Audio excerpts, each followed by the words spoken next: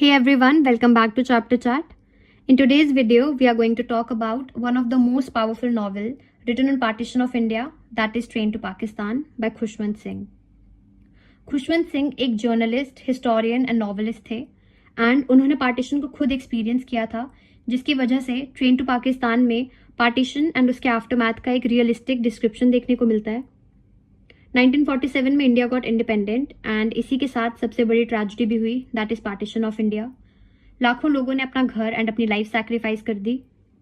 ये novel highlight करती है उस emotional trauma, pain and suffering को जो पार्टीशन के टाइम पे देखने को मिली. Now before we begin with the summary, let's talk about some key features of the novel. इस नॉवेल का टाइटल है ट्रेन टू पाकिस्तान. इसके ऑथर हैं खुशवंत सिंह. इस नॉवेल को लिखा 1950s में गया था, बट इसे पब्लिश 1956 में किया गया है.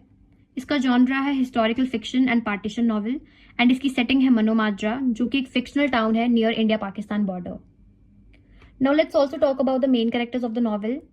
फर्स्ट कैरेक्टर है जगजीत सिंह, या जिसे जग्गा भी कहते हैं. जग्गा जो है वो एक विलेज ठग है एंड गांव के सभी लोग उससे बहुत डरते हैं, but despite his criminal past he is madly in love with Nooran, जो कि एक मुस्लिम गर्ल है. नेक्स्ट कैरेक्टर है इकबाल सिंह. इकबाल एक एजुकेटेड एंड एक आइडियलिस्ट वेस्टर्न मैन है जो मनोमाजरा में बेसिकली पीस प्रमोट करने के लिए आया होता है.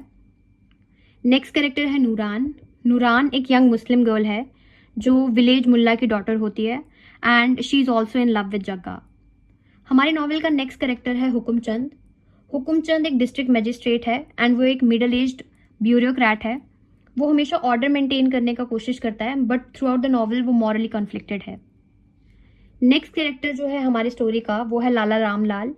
लाला रामलाल एक लोकल मनी लेंडर होता है जो नॉवेल के बिगिनिंग में ही जिसका मर्डर कर दिया जाता है. नेक्स्ट है लंबरदार, जिसका नाम है बंता सिंह एंड वो एक बहुत ही रिस्पेक्टेड एल्डर है विलेज का. And the last character is sub inspector of police, जिसका नाम है साहिब सिंह, जो कि एक बहुत ही manipulative and corrupt police officer है.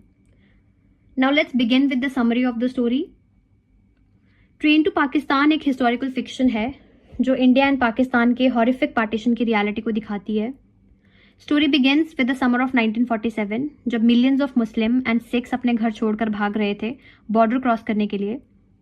नदर्न इंडिया में टर्मोइल क्रिएट हो गया था पार्टीशन की वजह से, लेकिन इस सब के बीच एक छोटा सा गांव था जिसका नाम था मनोमाजरा, जो पीसफुली एग्जिस्ट कर रहा था without any knowledge of partition.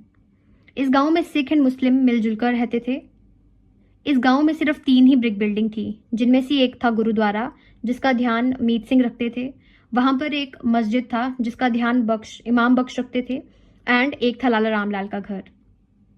Novel की बिगिनिंग में ही लाला रामलाल का मर्डर हो जाता है एंड जो मनोमाजरा है वो डकैती के लिए इनफेमस है. इस गांव में एक डकैत होता है जिसका नाम होता है जगजीत, या जिसे सब जग्गा बुलाते हैं, एंड गांव में से सब बहुत डरते हैं.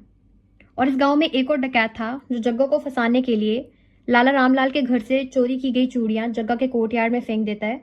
एंड जग्गा उस टाइम पर नूरान के साथ होता है, तो जग्गा जो है वो नूरान के साथ झाड़ियों में छुप जाता है एंड तभी उसे गोलियां चलने की आवाज आती है. एंड जग्गा नदी के किनारे कुछ चोर को भागते हुए देखता है एंड उनमें से एक को वो पहचान लेता है जिसका नाम होता है मल्ली, जो कि उनका लीडर होता है. एंड जग्गा उसको जानता है क्योंकि जग्गा पहले उसके लिए काम करता था. अब इसी गाँव में एक मजिस्ट्रेट है जो इस गाँव का डेप्यूटी कमिश्नर भी है. ये गांव में डकैती से एक दिन पहले आता है और आकर सब इंस्पेक्टर से पूछता है कि इस गांव में हिंदू और मुस्लिम के रिलेशन कैसे हैं और उनमें कोई प्रॉब्लम तो नहीं है. इस पर सब इंस्पेक्टर साहिब सिंह कहता है कि यहाँ के लोगों को तो ये आइडिया भी नहीं है कि ब्रिटिशर्स अब इंडिया छोड़कर जा चुके हैं एंड इस गांव में कुछ ही लोग हैं जो महात्मा गांधी को जानते हैं, और मुझे नहीं लगता है कि इनमें से किसी को ये भी पता होगा कि मोहम्मद अली जिन्ना कौन है. हुकुमचंद पूछता है कि इस गाँव में कोई बुरा आदमी है, तो सब इंस्पेक्टर इस पर कहता है कि हाँ, एक है जिसका नाम है जग्गा, पर जब से वो नूरान के साथ है तब से वो काफी सुधर गया है. इसके बाद हुकुमचंद सब इंस्पेक्टर से पूछता है कि जो काम मैंने तुम्हें करने को कहा था तुमने वो किया. तो बेसिकली हुकुमचंद ने सब इंस्पेक्टर को एक प्रोस्टिट्यूट ढूंढ कर लाने को कहा था एंड उसका नाम होता है हसीना, और वो भी एक मुस्लिम होती है. जब हुकुमचंद और हसीना साथ में होते हैं तो उन्हें भी गोलियों की आवाज आती है एंड लाला रामलाल का इस टाइम पर मर्डर हो चुका होता है. अगली सुबह दिल्ली से लाहौर आने वाली ट्रेन मनोमाजरा में आती है और उसमें से एक जवान लड़का बाहर निकलता है जो कि उस गांव का नहीं लग रहा था. उसका नाम होता है इकबाल सिंह. गांव में आते ही वो जाता है गुरुद्वारे में एंड वहां पर वो मिलता है मीत सिंह से और वो उनसे कहता है कि क्या वो कुछ दिनों के लिए इस गुरुद्वारे में ठहर सकता है. तो मीत सिंह उससे उसका नाम पूछते हैं एंड वो अपना नाम बोलता है कि उसका नाम इकबाल सिंह है। तो मीत सिंह को लगता है कि ये तो सिख है और वो उसे गुरुद्वारे में रहने की परमिशन दे देते हैं। दूसरी तरफ जग्गा जो है उसे पुलिस अरेस्ट कर लेती है क्योंकि लाला रामलाल के घर से चुराई गई चूड़ियां जो हैं वो उसके आंगन में मिलती हैं एंड ये उसे फंसाने के लिए किया जाता है। अब गुरुद्वारा में इकबाल जो है वो वहां पर मिलता है बंता से, जो कि विलेज का लंबरदार है, एंड साथ में वो मिलता है इमाम बख्श से।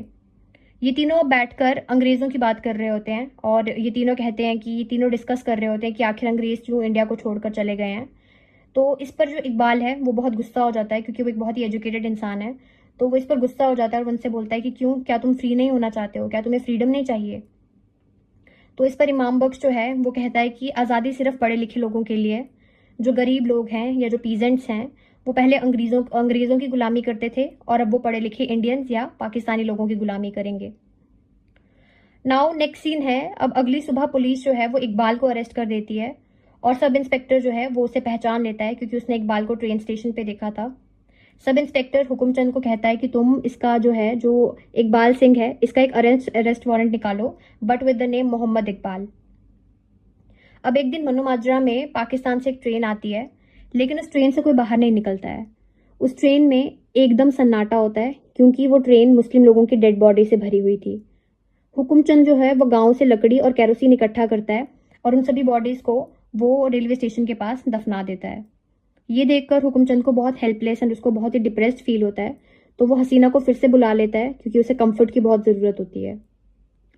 अगले दिन जो सब इंस्पेक्टर और हुकुमचंद है, तो जो सब इंस्पेक्टर है वो हुकुमचंद को बताता है कि अभी अभी मनोमाजरा में 50-60 सिख रिफ्यूजीज जो हैं वो अभी अभी मनोमाजरा में आए हैं। एंड हुकुमचंद जो है वो सब इंस्पेक्टर से लाला रामलाल के मर्डर के बारे में पूछता है और सब इंस्पेक्टर कहता है कि जग्गा का इसमें कोई हाथ नहीं है।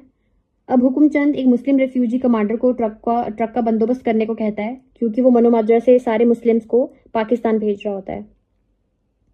अब जेल में इकबाल और जग्गा एक ही सेल में होते हैं और जो इकबाल है वो जग्गा से पूछता है कि क्या तुमने लाला रामलाल का मर्डर किया है।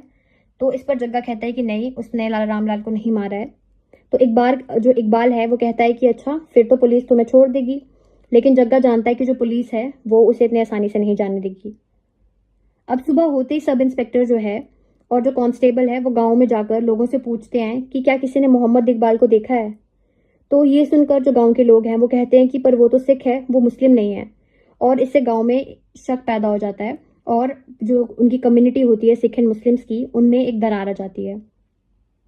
इसकी वजह से ये होता है कि जो मुस्लिम हैं अब वो सिख पर भरोसा नहीं करते हैं और जो सिख हैं वो मुस्लिम पे भरोसा नहीं करते हैं। अब उस रात गांव के सभी सिख जो हैं वो बंता सिंह के घर मिलते हैं और डिसाइड करते हैं कि वो सभी मुस्लिम्स को रिफ्यूजी कैंप भेज देंगे कुछ देर के लिए। इस न्यूज़ को सुनने पर सभी मुस्लिम्स को गांव छोड़कर जाने को कहा होता है। और इसी बीच इमाम बख्श जो है वो नूरान के पास जाता है, जो कि जग्गा की लवर है, और उससे कहता है कि उन्हें गांव छोड़कर जाना होगा। नूरान ये सुनकर बहुत दुखी हो जाती है एंड वो सीधा जग्गा की मदर के पास जाती है। वो जग्गा की माँ के घर जाती है और वहां उसका इंतजार करती है। जग्गा की माँ जो है वो नूरान को देखकर बिल्कुल खुश नहीं है क्योंकि वो नहीं चाहती है कि जग्गा एक मुस्लिम लड़की से शादी करे। लेकिन नूरान जग्गा की माँ को बताती है कि वो प्रेग्नेंट है और इस पर जग्गा की माँ जो है वो नूरान से कहती है कि उसे थोड़ा इंतजार करना चाहिए जब तक जग्गा जेल से बाहर नहीं आ जाता है। लेकिन जो मुस्लिम्स हैं उनके पास इतना टाइम नहीं है। अगले दिन मुस्लिम्स को लेने के लिए एक ट्रक आता है और उसमें एक कमांडर है जो सभी मुस्लिम्स को ट्रक में चढ़ने को कहता है और उन्हें कहता है कि साथ में जो भी जरूरी सामान है वो ले चलो। और इन्हीं सभी मुस्लिम्स के घर की जो कस्टडी है वो पुलिस मल्ली को दे देती है, जो कि जग्गा का राइवल है। तभी जितने भी सिख्स होते हैं उन्हें सतलुज रिवर में लाशें बहती हुई दिखती हैं, जिसमें मैन होते हैं, वेमेन की लाशें होती हैं, छोटे बच्चों की लाशें होती हैं। और वो सब गुरुद्वारे में जाते हैं प्रे करने के लिए। और तभी उस गुरुद्वारे में कुछ लड़के आते हैं और उनमें से एक लड़का कहता है कि हमें उन सभी मुस्लिम्स को मारना होगा जो ट्रेन में पाकिस्तान जा रहे हैं। वो सब मिलकर प्लान बनाते हैं कि शाम को जब ट्रेन पटरी से गुजरेगी तो वो पटरी के दोनों साइड एक रस्सी बांध देंगे, जिससे ट्रेन के ऊपर बैठे हुए मुस्लिम गिर जाएंगे। बंता सिंह उस लड़के के इस प्लान के बारे में जाकर पुलिस को बता देता है एंड हुकुमचंद जो है वो इकबाल और जग्गा दोनों को फ्री कर देता है और ऑफिशियल पेपर्स पे इकबाल का नाम इकबाल सिंह कर देता है। अब जेल से छूटने के बाद जग्गा को पता चलता है कि सभी मुस्लिम्स तो गांव छोड़कर चले गए हैं और उन्हें मारने का एक प्लान बनाया गया है। अब स्टोरी का एंड है एंड में जो इकबाल है वो दिल्ली के लिए रवाना होने की तैयारी कर रहा था और गांव के बहुत से लोग जो थे वो ब्रिज के पास इकट्ठे हो रहे थे क्योंकि ट्रेन अब चलने वाली थी। लेकिन जैसे ही ट्रेन चलने लगती है तो लोगों को दिखता है कि ब्रिज पे एक आदमी चढ़ रहा था और ये आदमी और कोई नहीं, जग्गा था। उसने अपनी कृपान निकाली और रस्सी को काटना शुरू कर दिया। उसने ऑलमोस्ट रस्सी काट दी थी और ट्रेन बहुत पास थी, लेकिन थोड़ी सी रस्सी अभी भी बची थी।